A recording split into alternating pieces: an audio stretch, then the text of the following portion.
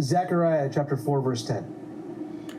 And I'm going to read it from the NLT because it's clear.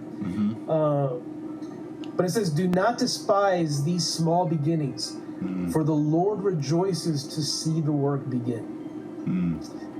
This is Zechariah getting a vision from the Lord, looking and seeing how, Israel's been freed from Babylon, and now they're rebuilding the temple. But the temple that they're rebuilding, as they're laying down this foundation, it doesn't even compare to the gorgeous, huge palace of a temple that Solomon had done before. And some people were looking down on it, like, what is this? What are you doing? This is not even close. In other books of the Bible, it says that the elders were actually kind of saddened by the fact that this foundation was so small and what have you. But this vision tells us that even in these small beginnings, even though it didn't quote unquote compare in the eyes of people, this was still where God was going to reside. His presence was going to be found. And there is nothing greater than the presence of God.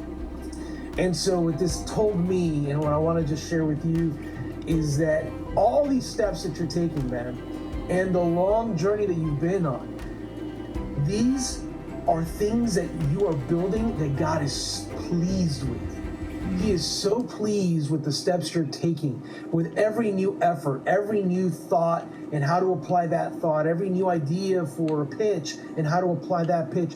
All these things that God has been developing you in are part of this foundation. And I want to tell you that as filmmakers, we don't just tell stories. We're actually building bridges that people can come on so they can connect to the Lord. That's what we're setting out to do. And in this journey, and I told you that last week, but I know God's shaping you out to be exactly the filmmaker He wants you to be, which is much greater than the filmmaker you thought you were supposed to be. Take that to the bank.